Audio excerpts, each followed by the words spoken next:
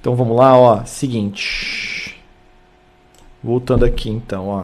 Uma dessas mulheres foi a Lucy Parson, que em 1886, ajudado a Organização dos Trabalhadores e Trabalhadoras na greve do 1º de maio daquele ano, tornou-se viúva de um dos chamados mártires de Chicago e, até o fim de sua vida, se dedicou ao combate sem tréguas contra o capitalismo, machismo, racismo, todas as mazelas decorrentes da exploração capitalista. Eu sempre estimulo quem me acompanha a me mandar conteúdo no DM, seja um vídeo, seja um artigo, para eu reagir durante as lives.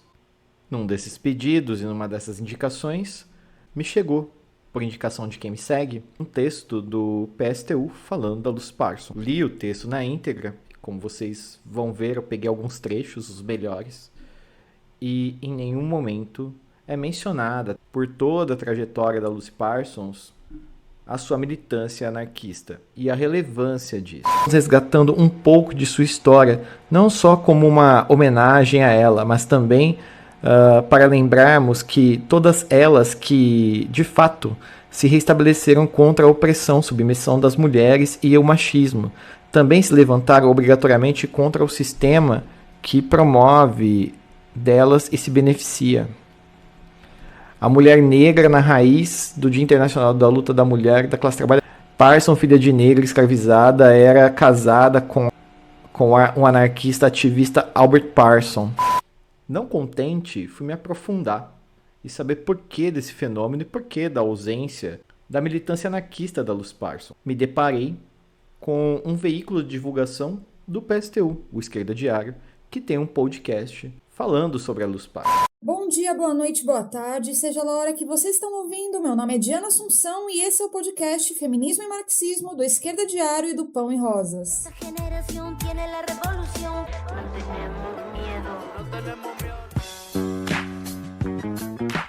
Mais perigosa que 1000 manifestantes. Essa é Lucy Parsons e hoje a gente vai mergulhar no movimento operário dos Estados Unidos do século XIX e a trajetória dessa lutadora que também se entrelaça com a luta dos mártires de Chicago e as origens do 1º de maio, Dia Internacional dos Trabalhadores. Foram 30 minutos de informações bem robustas, mas sequer mencionar o anarquismo da Parson. Como se sabe, os eventos posteriores da manifestação do 1º de maio em Chicago, conhecido como a Revolta de Haymarket, ou Massacre também, durante a origem do Dia Internacional do Trabalhador. Mas essa não foi a primeira vez que os Parson lideravam um protesto de trabalhadores. Você sabe o que eu acho ardiloso? É isso que eu ia falar, Liv, porque ela coloca... Olha como é que é a construção do texto. Se liga como é que é a construção do texto. Ela coloca a Parson como esposa de um anarquista. Intrigado, eu fui me aprofundar e, investigando, eu cheguei ao perfil Escurecendo Anarquismo no Instagram. Sigam, por favor. E descobri que há um debate sobre a memória e o passado da Parson, com marxistas reivindicando a Parson no seu quadro de personalidades históricas. O anarquista em questão, ele é preso, né, e vai ser morto, ou seja, o anarquista insurrecional, violento, bagunceiro, e ela tira o nome anarquista da Lucy Parson, né, que também representa organização, sindicato, movimento popular. Mas afinal, então, quem foi Lucy Parson? Liderança no anarquismo, nos folhetins e no movimento sindical. Lucy Parson nasceu em 1851, na condição de escravizada, perto de Waco, uma cidade do Texas, nos Estados Unidos. Por volta de 1869, Lucy conhece Albert, um tipógrafo e ex-combatente da Guerra da Secessão. Esse encontro mudaria a vida dos dois drasticamente. Lucy e Albert se casam legalmente em 1872, um ano antes da proibição de casamento interracial. Sendo assim, por medo de represálias e também da quebra do status do casamento, eles mudam para Chicago. Em 1873, em Chicago, é onde Albert e Lucy se envolvem com as questões trabalhistas, com a agitação política em folhetins e com a ideologia anarquista. 13 anos mais tarde, Lucy seria a figura e a personalidade do anarquismo e do movimento sindical mais relevante no mundo e nos Estados Unidos. Uma reunião presidida pela Federação de Ofícios e Sindicatos decidiu por unanimidade que o 1º de maio de 1886 seria a data padrão para a formalização das 8 horas diárias de trabalho. Com a proximidade da data escolhida, os sindicatos estadunidenses articulam uma greve geral em apoio à causa. Foi uma grande comoção, há um grande número de adesão. Embora os números sejam imprecisos, calcula-se que em torno de 80 mil pessoas se articularam e se manifestaram, tanto na manifestação na passeata do 1º de maio, quanto na greve. Liderados por Lucy e Albert, que naquela circunstância eram a liderança e representação da IWPA, a International Work People's Association. No dia 4 de maio de 1886, na High Market Square, em Chicago, durante a manifestação até então pacífica, uma bomba explode nas proximidades onde haviam 8 policiais, tirando a vida de um e ferindo outros 7. A polícia reagiu imediatamente, abrindo fogo contra os manifestantes em uma ação que resultou em dezenas de feridos, 4 mortos e mais 100 manifestantes presos. A vida de Lucy foi atravessada por esse evento, pois Albert e outros 9 companheiros foram caçados, capturados, presos e condenados à morte, mesmo não havendo prova contra Albert e os seus companheiros. Lucy se posiciona durante 2 anos publicamente denunciando as prisões e os abusos em relação aos companheiros e Albert. No entanto, em novembro de 1887, Albert e demais companheiros são acusados e condenados à morte, formando assim os 8 mártires de Chicago. Parsons continua seu ativismo. Em 1892, ela funda o folhetim Freedom, que trata de assuntos como a organização dos trabalhadores e a denúncia de linchamento de pessoas pretas do sul estadunidense. Em 1905, ela se torna a única fundadora mulher da famosa IWW, a organização Industrial Work World, um dos mais famosos sindicatos e organizações internacionais de intenção revolucionária formado nos Estados Unidos. No começo dos anos 30, Lucy Parsons se junta com várias organizações políticas de várias vertentes ideológicas a fim de denunciar os abusos em relação ao caso dos Scottsboro Boys, nome dado a um grupo de 9 adolescentes acusados injustamente de abuso. O nome Scottsboro repercutiu porque o caso foi ouvido pela primeira vez e noticiado na cidade de Scottsboro, Alabama. Trabalhou também ativamente no caso de Angelo Herton, um trabalhador que organizou uma greve e foi condenado e preso por insurreição. No caso que comoveu a comunidade anarquista e trabalhadores do mundo todo, a de Nicola Sacco e Bartolomeu Vanzetti, Lucy também trabalhou ativamente para a retirada das acusações injustas e a liberação dos 2 militantes anarquistas. Ela continua ativa até 1942, quando morre em um incêndio acidental em sua casa. Ao longo de sua vida, Lucy Parsons construiu uma biblioteca farta, com 1.500 exemplares e vários folhetins, que foram confiscados por agentes do Estado logo após a sua morte. Ela é uma pessoa da pré-política, e o partido, quem é o partido? Né? Quem ocupa o partido? Então, a memória escrita, né, através desse marxismo decorrente das leituras bolcheviques, então estou falando de Lenin, Stalin, Trotsky, né? Criam uma leitura de pré-política. E aí a pergunta é, onde foi que avançamos mais na teoria, na análise do sistema capitalista? Se Lucy Parsons ela esteve tão próxima na constituição da IWW dentro do sindicalismo de intenção revolucionária e que ela colaborou com folhetins, escritos e livros anarquistas, afinal, então por que essa disputa ideológica em torno da memória da Lucy Parsons? Essa disputa começou depois de 1973, após a publicação de sua primeira biografia, intitulada An America of Revolutionary, da Caroline Ashbog. A biografia é robusta, contém muitas informações confiáveis, repleta de detalhes, porém ela toca num ponto delicado ao afirmar a mudança de ideologia da Parsons, de anarquista para marxista, se filiando e se juntando ao Partido Comunista Estadunidense. Essa afirmação categórica feita pela autora parte de uma análise feita sobre a aproximação da Lucy Parsons em relação ao braço jurídico do Partido Comunista Estadunidense, o IDL, o International Defense Labour. Lucy Parsons junta forças com o Partido Comunista em defesa pela libertação dos 3 casos citados anteriormente. Para nós, essa polêmica se torna interessante a partir do momento que ela vira um debate.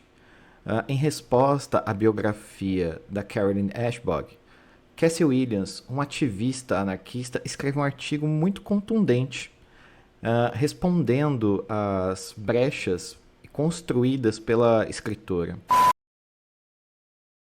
Intitulado Quem é Lucy Parsons? A mitologização e a reapropriação de uma heroína radical. Em uma abordagem mais detalhada, com uma leitura aprofundada sobre a biografia de Parsons, Cassie Williams argumenta da seguinte maneira: a ideia de que Parsons foi membro do Partido Comunista é a identidade mais contestada sem fundamento já colocada a seu respeito. A imagem de Parsons como uma comunista é apenas uma criação de Ashbog. Escrevendo em 1976, no final de uma era do intelectualismo marxista, Ashbog afirmou que Parsons perdeu a fé no anarquismo no início de 1930. E, como o Communist Party USA, o Partido Comunista dos Estados Unidos, cresceu em proeminência, ela tornou-se ativa no International Labour Defense, um grupo de frente comunista. Em 1927, Parsons foi eleita para o Comitê Nacional do ILD e, de fato, trabalhou em uma série de casos, incluindo o caso Scottsboro. No entanto, Ashbog, dando então um salto de fé, alega que, em 1939, Parsons entrou oficialmente para o Partido Comunista, mas não forneceu qualquer evidência sólida para essa afirmação. O partido não registra a adesão de Parsons, seja na literatura promocional ou em seus registros. Em vez disso, Ashbog usou um trabalho de Parsons com o ILD e seus discursos antes das audiências comunistas como prova de filiação. Já se observou que o trabalho de Parsons com o ILD foi, antes de tudo, uma continuidade de seus esforços na defesa dos líderes trabalhistas vítimas de repressão. Os discursos de Parsons antes das audiências comunistas não indicam necessariamente que era um membro do partido, mas que ela estendeu a mão para uma organização que considerava eficaz no trabalho das questões trabalhistas. Então, no caso da escritora e biógrafa Lucy Parsons, a gente pode evidenciar que, em detrimento à sua ideologia, ela envergou a realidade para suas respostas e afirmações dentro do seu escopo político e ideológico. Já o material veiculado pelo PSTU, tanto o podcast Esquerda Diário e o texto analisado em live, a gente pode considerar algumas coisas.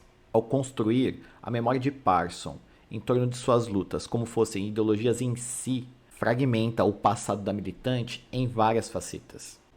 Se vocês tiverem contato tanto com o artigo como o podcast, vocês vão perceber que Parsons é a feminista, Parsons é a antirracista, Parsons é a sindicalista, privilegiando e dando preferência à atuação da Parsons independente de sua ideologia, mas de fato, gerando em torno da figura histórica de forma isolada, sem falar do anarquismo, isso dificulta a compreensão de quem foi Parsons. Se não por completo, o que é difícil na história exercer uma totalidade, pelo menos de forma coesa. Parsons foi uma anarquista. Ela argumentava que mulheres eram escravas de escravos. Essa fala carrega por si toda a crítica que abarca o que o próprio anarquismo combate, a noção de dominação. Dominação é uma categoria, um conceito importante para a definição do que é o anarquismo, e que podemos observar que para Lucy também era uma questão muito cara para sua existência e sua militância, já que ela falava não só como uma mulher que veio de um trabalho explorado, de uma determinação econômica, mas ela fala enquanto ex-escravizada, mulher e sim, trabalhadora precarizada. No livro Bandeira Negra, do Felipe Correia, ele traz a definição de dominação de forma coesa. Dominação é a relação social hierárquica e de poder que pode ocorrer nas 3 esferas da sociedade. Se realiza com um ou alguns se impondo sobre outros, estabelecendo uma hierarquia durável, decidindo o que diz respeito a muitos ou todos e usufruindo de certos privilégios. Envolve controle da força social dos subjugados, apropriação dos frutos do seu trabalho, relação de mando e obediência, violência e repressões estruturais, alienação, etc. É o fundamento básico das relações de classe, ainda que não possa ser reduzida à dominação de classe. Sua aplicação generalizada implica um sistema de dominação. Se a biógrafa de Parson peca pela afirmação, sem provas, os veículos de propaganda do PSTU pecam pela omissão. Ao falar da vida de Lucy Parsons, sem mencionar a sua trajetória e experiência anarquista, o texto escorrega e demonstra as práticas e as táticas da atuação de Parsons enquanto anarquista. A minha concepção de greve para o futuro não é atacar e sair para morrer à fome, mas atacar e permanecer dentro, ou seja, ocupar e tomar posse da propriedade necessária da produção. É por isso que a autora do artigo, veiculado pelo site do PSTU, a Erika Andreassi, destaca com espanto e admiração que Lucy tinha uma posição bastante avançada para a época em relação às greves. Mas isso, historicamente, é prática dos anarquistas. Na conquista do pão de Kropotkin, nós podemos apontar: a expropriação deve ser aplicada a qualquer coisa que permita a qualquer pessoa, banqueiro, industrial ou fazendeiro, se apropriar do trabalho de terceiros. Tememos que a expropriação ocorra em uma escala pequena demais para ser sustentável, deixando o impulso revolucionário parar no meio do caminho, e que ela se exaure em medidas que não podem satisfazer ninguém e que, embora produzindo uma turbulência formidável na sociedade e uma cessação de suas funções, no entanto, não seria viável, semearia um descontentamento geral e traria inevitavelmente o triunfo da reação. Então, veja, na ação política, eu acho que tem que colar. Agora, a questão é, não tem revolução sem teoria. Perceberam? Então, os abusos da história como forma de afirmação e atuação ideológica forçam determinadas interpretações do passado como inacabadas, prematuras, trazendo para a investigação histórica noções do presente já pré-estabelecidas. Em Os Revolucionários Ineficazes de Hobsbawm, reflexões críticas de sua abordagem do anarquismo, Rafael Viana da Silva expõe: no que diz respeito ao estudo do anarquismo, isso se traduz pela completa ausência de um inventário político dos clássicos anarquistas, algo que parece não ser necessário ao estudo de suas estratégias, pois os anarquistas, segundo essa caricatura empobrecida, observada em parte de determinada historiografia, foram basicamente homens de ação. A investigação da amplitude da teoria política anarquista é costumeiramente substituída pela metodologia que busca na etimologia da palavra anarquia, que significa a negação do Estado ou da autoridade, sua base fundamental de compreensão. Briga com as coisas que não faz sentido, umas brigas por causa de um bagulho de Ucrânia de 100 anos atrás, umas brigas por causa de um bagulho de Primeira Internacional de 150 anos atrás, ninguém lembra mais. Não se trata a quem pertence a Lucy, mas ao nos inserirmos no debate, podemos chegar a algumas constatações. A primeira vai na direção em dizer que determinados setores marxistas não compreendem a forma organizacional e atuante do anarquismo. A minha opinião sobre essa relação entre anarquistas e comunistas, em termos de ação política, eu acho que ambos querem a revolução social, querem a revolução, né? Querem superar o capitalismo. Agora, a questão para mim é só voltar para Marx e para Proudhon, em Filosofia da Miséria e Miséria da Filosofia. O que é que Proudhon defendia? O que é que os anarquistas defendiam? Quebrar máquinas. Né? O que resulta para nós na segunda constatação. Não compreendendo essa corrente, acabam investigando o passado de determinados indivíduos, grupos e processos históricos em torno do anarquismo de forma problemática. Né, através desse marxismo decorrente das leituras bolcheviques, então estou falando de Lenin, Stalin, Trotsky, né, criam uma leitura de pré-política para o anarquismo. E aí, as figuras que são interessantes, que são selecionadas para construir uma memória de luta popular, mas que estão dentro desse processo de anarquismo, dentro do processo da história do anarquismo, da formação do anarquismo, que são anarquistas, né, eles pensam e constroem. Olha, ainda não é marxista, ainda não é, no formato partido ao qual nós entendemos, né, mas é um movimento de massa que vai chegar lá no que a gente entende em 17 no formato partido. Né? Isso tem um nome na história, se chama anacronismo. E é um apagamento histórico. Além disso, é um anacronismo grave e um apagamento sobre a vida da Lucy Parsons. Queria colocar alguns elementos, né? Enfim, muito importante, né? Ter resgatado a trajetória dela porque, enfim, mostrou toda a sua batalha pela organização da classe trabalhadora. Ainda assim, é importante também apontar que muitos estudos definem a Lucy como anarquista, né? Uma corrente com a qual a gente diverge por considerar que lhe falta estratégia.